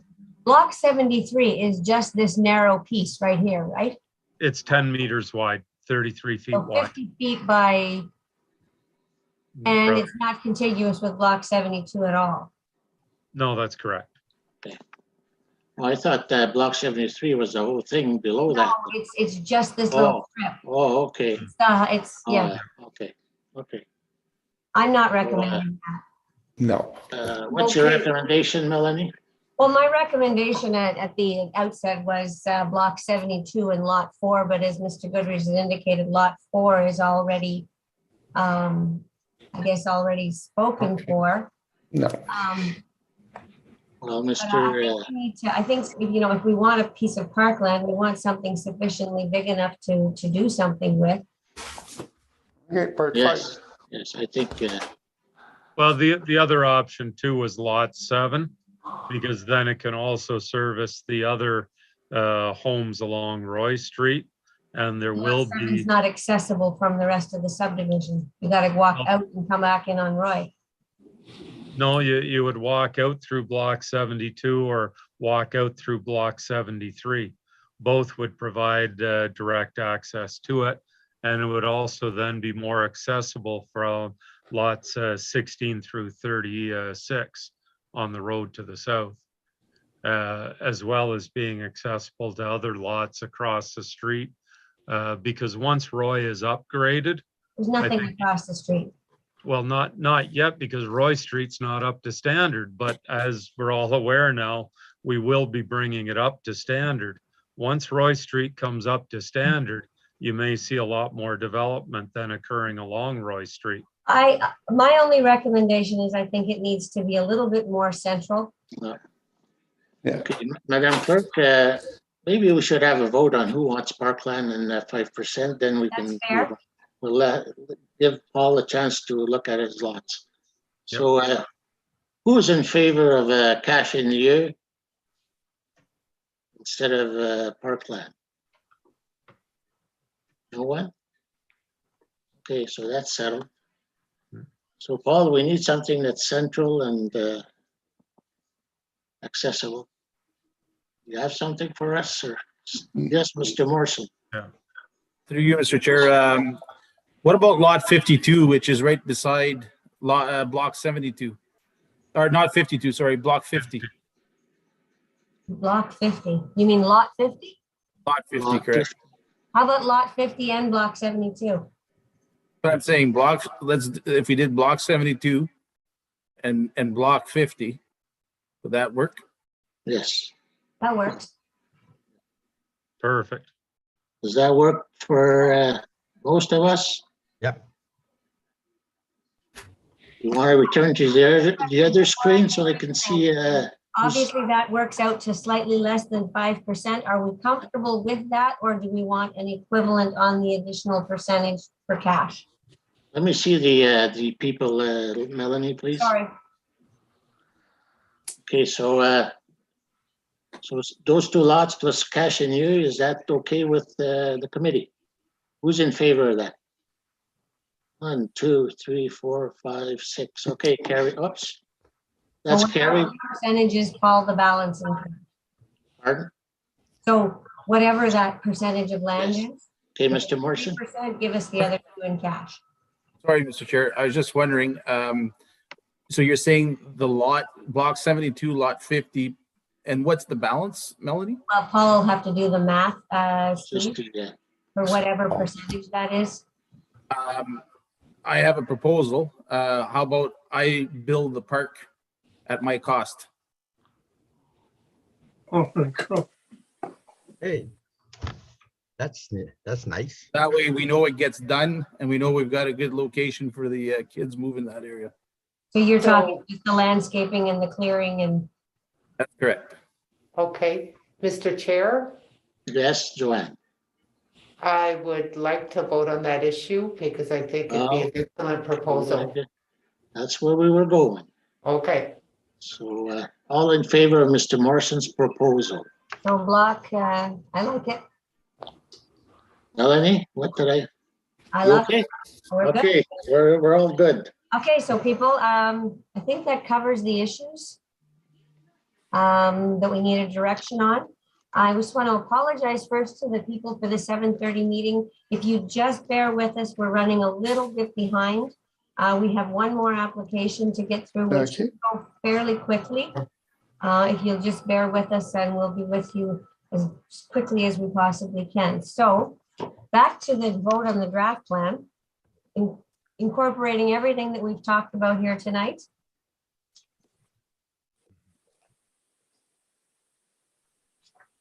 So to encapsulate, we're getting blocks. I'm just gonna have to pull it back up because I don't have it on the screen here. So that's the blocks, the lot 50, the block 72 for parkland. That's 5-foot paved shoulder delineated by reflective paint. And that was and obviously the drainage will come back or the drainage will be decided on by the developer. I think that was it. Mhm. Everybody good? Yes. Favor of that draft plan as discussed, amended, and decided upon here tonight? All in favor? We do have a resolution, right? I read it at the beginning, which seemed like a long time ago. Okay, Carrie. Thanks, everyone. Thank you, Paul. Thank you. And onward and upward quickly. And we'll go to, I need a mover and a seconder for the next application. And Norm, It is moved by Dan Revita and seconded by Norman Roberge, whereas a public meeting was held on March the 14th to consider approval of a draft plan of subdivision on property located on the south side of Lalonde Road, being more particularly described as part of Lot 8 Concession B in the township of Springer. And whereas written concerns have been received, and whereas oral submissions were made at the public meeting, be it resolved that the West Nipissing Planning Advisory Committee representative does not recommend the draft approval of a plan of subdivision made by PRJ Electric Limited for a plan of subdivision located on the south side of Lalonde Road, being part of Lot 8 Concession B in the township of Springer. Mr. Chair, this subdivision is located on the south side of Lalonde Road, between Lalonde Road and Chemin Concal. The property is, I'll get it up here because I got the wrong thing here. So we have in the past approved, you'll see on the screen, these lots here and these lots here and these lots here, sorry. What is being proposed now, you'll see there's already a road running through the middle of this subdivision, and it's been here for some time. What is being proposed is a bank of lots, 13 lots on either side of this road. Obviously, this road will be brought up to standard, to municipal standard, and Mr. Clemens consultants have been in contact with our public works manager and have been exchanging design. What is being proposed here, these are large lots, all of which are well in excess of the minimums. They are all on private services with on-site water and sanitary services. Obviously, we're out here. This is Fort Road along here and Chemin Concord down here. And Lalonde along here. The KOA for visual, the KOA is just one property over to the east here. So that's where we are. What is, like I said, 13 lots, all on private services. Property will be ditching and on-site drainage. All of the lots will be drained to the front to the road ditches, and they'll actually drain out through this particular easement here, which you'll see the ditch is already in existence. It'll drain out to here and come out through this little canal here at the corner. There's not a lot of detail. In a conversation that I had earlier today with Mr. Goodrich, there was a concern raised by the owner of this property right here. You'll see there's a natural drainage course that is cutting across. It comes off of the KOA property, cuts across his property under his driveway, and then transects what would be the proposed lots 9 and 10. What Mr. Goodrich and I discussed, or perhaps 10 and 11, is that drainage course would be straightened along the back lot line and brought down through these in between two lots, and then down through the normal outlet of the drainage into the road drainage. And that a condition of subdivision that I had included is that there would be a private easement between the owner of this lot such that his water could continue to drain through this subdivision and out to the river the way it has been. But it would be formalized and papered with a proper easement between the two properties. Other than that, Mr. Clément has carried out a stormwater management design, a hydrogeological study for the property to determine if there are sufficient capacity for the proposed on-site sanitary and water services, all of which has come back favorable. And also the stormwater management has indicated that the outflow from this subdivision is not going to have any negligible increase on the Sturgeon River compared to what is flowing off this property as it is. The only concern that I would raise is that I'll go back to the shared screen. The current property, there is a tiny piece of the Cache Bay wetlands, which encroaches across the Fort Road and comes into this little area here. And it was addressed on the previous subdivision when we did this section down in here, that there needs to be either a report indicating and recommending a setback from that Cache Bay, that little section of wetland that's in this area, or whether or not it actually is still functioning as wetland. As we know, some of our property that is designated as wetland is no longer functioning as wetland as a result of development that has taken place. So one of my recommendations is that the environmental assessment address this little section of the property here, which is showing as wetland in our, she didn't put it in here. But anyways, that was my only other recommendation. Other than that, I believe that the site plan requirement and also a zoning amendment to rezone these properties to a rural residential zone, which will address any recommendations from the environmental assessment. So that's about it. Okay, any comments or questions from the committee? Dan? Through you, Mr. Chair. Paul, the lots are how wide and how long? The lots are over 100 meters in depth. And sorry, give me 1 second here. I've only got a small version of the plan here in front of me. I should have picked up a big one. So there's 67, the ones on the west side of the road are 67 meters wide. So that's roughly 220 feet wide. And the depth is actually 150.85 meters. Now it's not quite parallel with the back line, but you've got about 150 feet in depth. That's about 500 feet. So each one of those lots is just slightly in excess of 1 hectare, with lot 7 having exactly 1 hectare.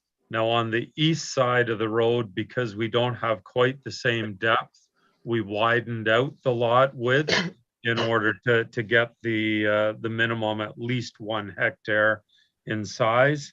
And so those are 76.2 meters in frontage, roughly 250 feet, and they range from 120. Now, the one further south is only 128, but we would also have to add the extra 18.2. So whatever that comes up to, 146 meters wide. And at the north end, it's 130 meters. So you're still looking at minimum depth of well over 400 feet to almost 500 feet at the south end, up against the existing home. These are nice big lots, each one 2.5 acres in size. That was the short answer. So these lots there's nothing preventing from somebody to buy them and then sever them, right? They would still no, because the minimum lot size for an unserviced lot is 1 hectare. Okay. They would not be big enough to split. Okay, good, thanks. Any other questions or comments? 1 hectare. They're all over 2.5 acres. Okay. Well, I guess if they're, Fern? Yeah, just a comment, yeah, they're very large lots and no concern on my part. Any other comments? The only other comment I would make is block 14, because the road is, as you can see on this, on the plan, on the screen, the road currently bends to get into the neighbor's house, and she has a registered right-of-way over the bend in the road, but the new design is for the road to go straight to the cul-de-sac. Block 14 is intended as a lot addition onto the neighbor's property, which will give her frontage, direct frontage on the new municipal road. Oh, nice. Explain that, Paul, I'm confused. Oh, well, the part 1 on plan 36R1, right there, that piece. Oh, that's an existing lot It's an existing lot, but the road bends to get to that lot. right here. Right, exactly. But now the design is for the road to come straight down, and He needs a little piece right here. exactly, she wouldn't have had frontage on the new road. So we've proposed block 14 to be given to as a lot addition onto that abutting land to make sure that everyone has frontage on the municipal road. Cool. Cool.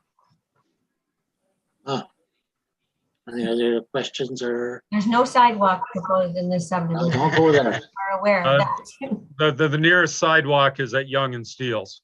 Yeah. Okay, so no other questions? Anybody from the audience? Paul, quick question. Is this proposed to be paved? Not that I know of. But I'm not sure. I haven't seen the design yet. Malone Road is paved. Port Road is paved. I think that we would want this to be paved. Okay, well, that's, yeah, something just to put in the conditions.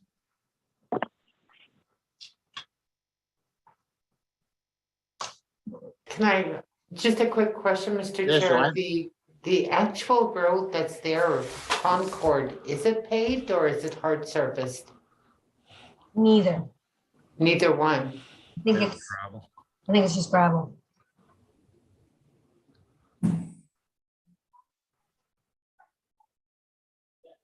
Any other comments, questions? Okay, so we'll have a vote on the resolution. All in favor? Carried. And a mover and a seconder to end this meeting and start the next one. Dan and Norm. It is moved by Dan Revita and seconded by Norman Rivera. Be it resolved that the West Nipissing Planning Advisory Committee meeting of March the 14th, 2022 be adjourned to April the 11th, 2022. All in favor? Carried. Thank you, everyone. Thanks. Thank you. We need to move on immediately with the next meeting, and I'm sorry, Mr. Fisher, Mr. Roberge. Mr. Fisher just disappeared on me. Oh, no, there he is. He went over there. We should So have do I- 5 minutes.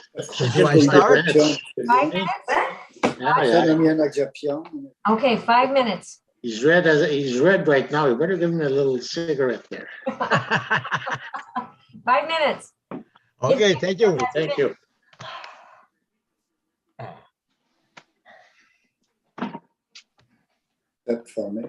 Hi, Roger. Me? How are you? I'm good. Yourself? How's Florida? Very well. How's Florida? Very good. Yeah, it's still warm? It is, yes. Lucky boy. Yep. Nearing the end, though. I'm sure you'll be so happy to come home. We're saving you some snow. No, you can keep it. Well, if we- before you get back, I hope you. No, I'm pretty sure there will be some You look sunburnt. That must hurt. No, not at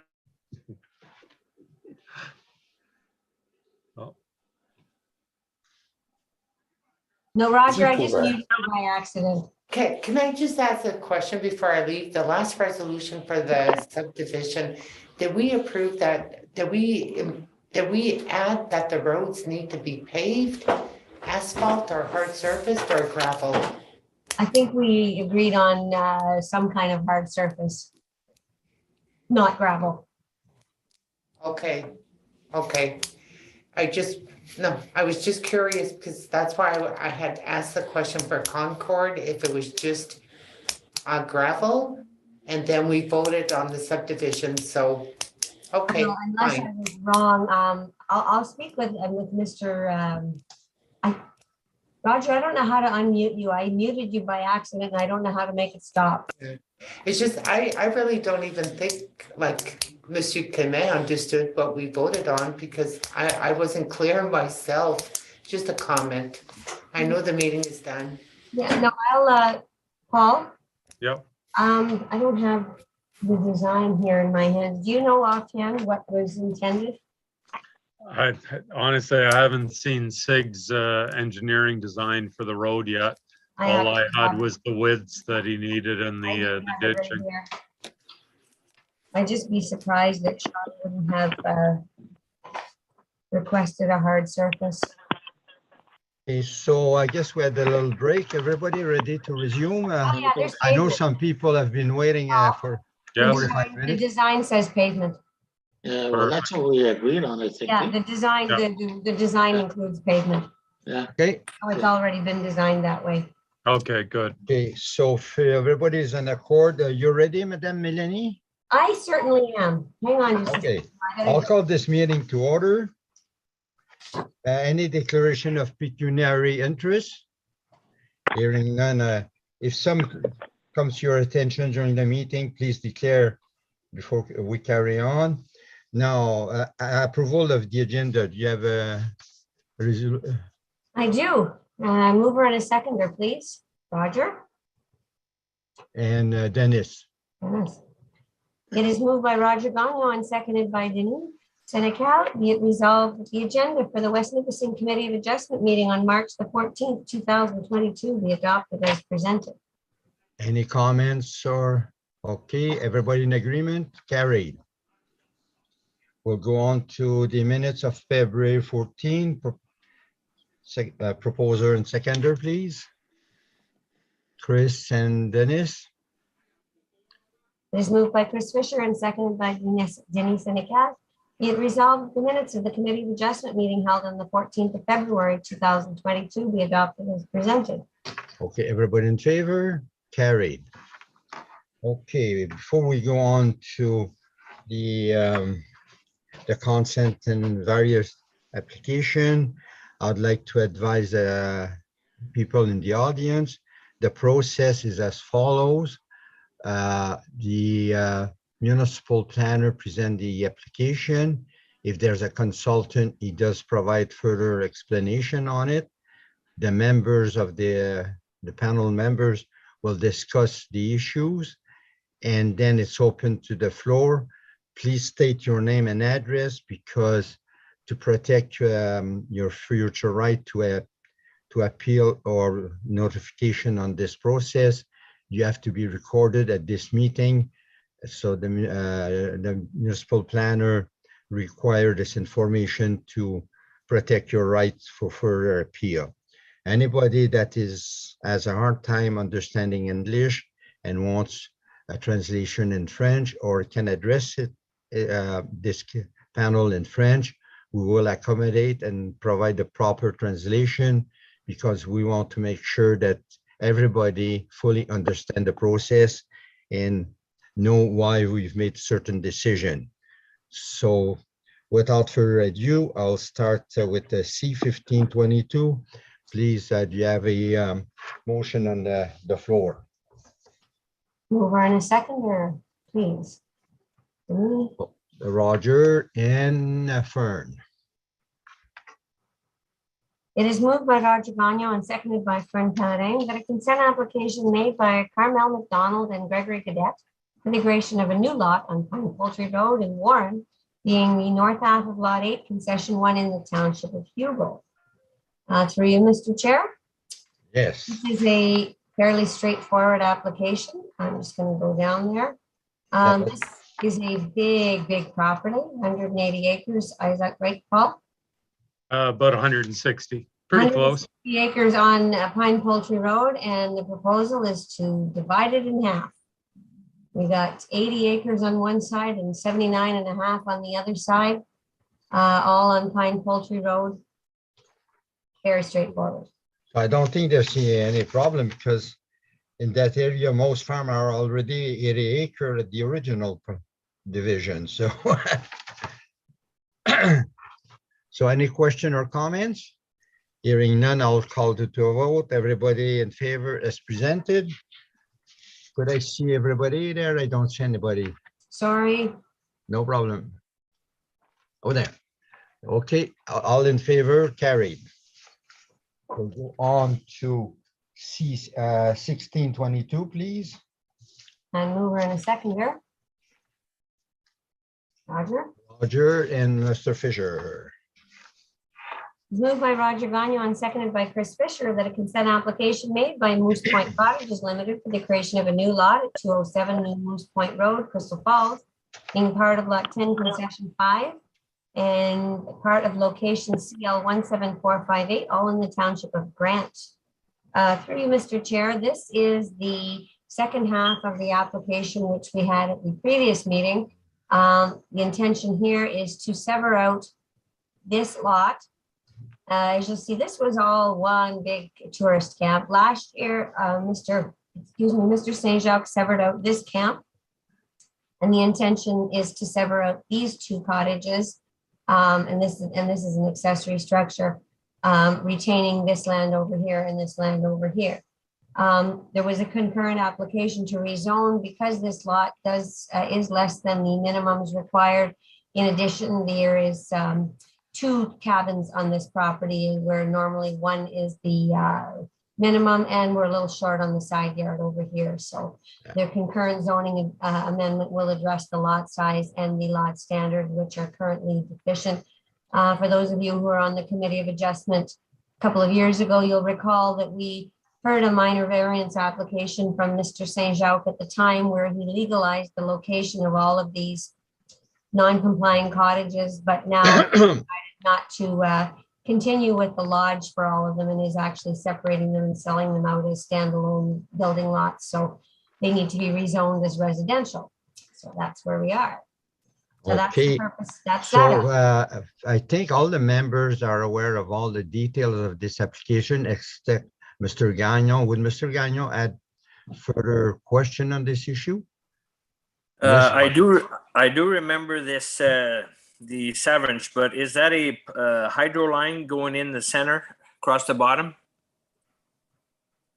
There is a, Yeah, Don is shaking his head, yes. Okay, and that's already been approved before with the, I guess they have their own right of way, There is a hydro easement on the property, an easement. Okay, no problem. a private easement between the cottages and Moose Point. So, Okay. and any further question, Roger? Nope. The members, do they have any question? The public, do they have any question? Hearing none, I'll call it to a vote. Everybody in favor as presented? Carried. Okay, moving on with an upward. Now again, C17, please. A mover and a seconder. Okay, Fern and Dennis. It is moved by Fern Pellerin and seconded by Denise Senecal that a consent application made by Alain Plante and Céline Hilaire for a lot addition on Lac Bar Road, being part of Lot 10, Concession 2 in the Township of Springer. Through you, Mr. Chair. And another application we've dealt with before. Yes, it is. This is part 2. So you'll recall last couple of years ago, we dealt with the severance of this property here. Sorry, we dealt with the severance, this lot and this lot were removed from this overall property. This property is at the corner of Highway 17 and Lacla Road. What is being proposed here is to add this bottom section onto this lot right here. So this is just a straight lot addition. Okay, no question. Hearing none, yes? Hearing none, I'll call it to a vote. Everybody in favor as presented, carried. Okay, C18, please. Okay, mover and seconder. Okay, Roger and Dennis. It is moved by Roger Gagnon and seconded by Denise Senecal.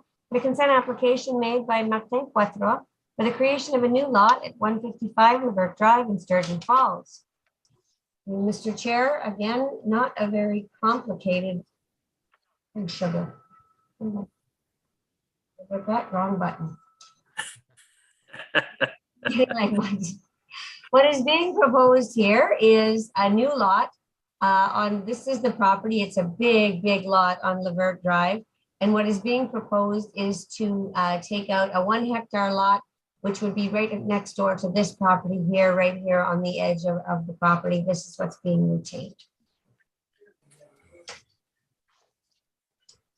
So that would be. Condition I did want to highlight, there was a condition placed on this that there's a municipal drain, which comes all the way across to this property for the Mayhew drain. And there is a condition for a section 65 apportionment of the maintenance assessment for this. Okay, very good. And I see that's going to be 60 meter by 120.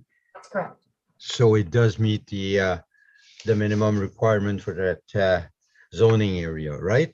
That's correct. Okay, any question or comments? Hearing none, I'll call to a vote. Everybody in favor as presented? Carried. C19, please, Madam Planner. And a mover and a seconder. Dennis and Fern. It is moved by Denise Senecal and seconded by Fran Pave for the consent application made by Carly Telfer for the creation of 3 new lots on Crystal Falls Road in Sturgeon Falls. That's not in Sturgeon Falls. It'll be in Crystal Falls, being part of Lot 4, Concession 6 in the Township of Springer. Through you, Mr. Chair. This property is located at the intersection of Crystal Falls Road and Highway 64. You'll see the property, it's a fair sized property. What is being proposed is to take out a lot on the north side, which is intended to have frontage on Crystal Falls Road, and then 2 lots below the creek. Each of the lots having more than 122. This one has 122 meters of frontage. I can't see the other one, but it's twice as big. And both of them are well in excess of the 1 hectare immediate minimum for a rural lot. Can I ask you a question, please? Certainly. Yes, which property, there's a couple of letters attached here talking about a Yes. assessment. Is it the part that's 200 by 395? Is it that part that's causing the issue, access issue, or what? Well, for those of you who are familiar with the topography here, below this property is not an issue. This property has frontage on Crystal Falls and the highway, no problem. South of this, there is a road by the name of Vinecore Road, which is not a municipal road, and through which a number of people access their property without the benefit of any kind of right-of-way or municipal road. And the correspondence included in here is from one of those landowners. And I did indicate to her that unfortunately the municipality doesn't have a role to play in negotiating access between private landowners. However, certainly this individual can, negotiate privately, in this municipality, or this committee would, entertain an application for a right-of-way if that was to be negotiated. but that the municipality doesn't have a role to play. It's not our responsibility to provide access to persons without municipal road access. Mhm. So that's what that relates to. And I did have a conversation with the landowner on Friday. I guess there was a misunderstanding. I think that there was a right of access, a legal right of access, and we had a conversation that I think that the owner understands. And I don't want to get involved with the private landowners and what goes on between them. Yeah. But the crux of the matter is there are some people along the Vinecourt Road corridor whose access isn't legal. Mhm. And this individual is simply trying to get legal access some way, somehow. Okay, so anyway, we're not concerned with that. It's between the two property owner to try and resolve the issue among themselves, right? That's correct. Okay, so that's basically what was my question, because I seen that she'd sent a couple of emails on this issue. Yeah, and I included them just to be completely transparent that there was, because I do believe that the individuals spoke with the landowner. So I just wanted to make it clear that I wasn't trying to broker a right of way or something. I had simply told the landowner that they were welcome to contact the owners and see what they could figure out. Okay, very good. So any other question or comments? Any question or comments from anybody in the audience? So hearing none, I'll call it to a vote. Everybody in favor as presented? Carried. And on to minor variance 2203. Mover and seconder? Okay, Roger and Chris. There's a mistake on this resolution. No wonder you guys are confused. Let me grab the file.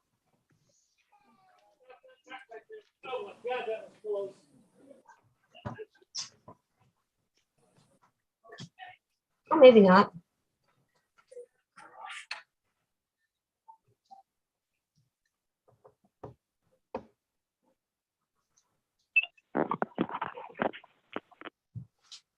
Just give me a second. I think I got a problem here. No, this is an application for a boathouse. I'm mixing it up with something else. Okay, this is, sorry, I've got two boathouse files on my desk right now and I'm mixing them up. Okay, that's Mr. Giguère's. Yes, I have another one over on La Plage Road and I was just having a moment there. So anyways, this is I need a mover and a seconder. Okay, Fern and Chris.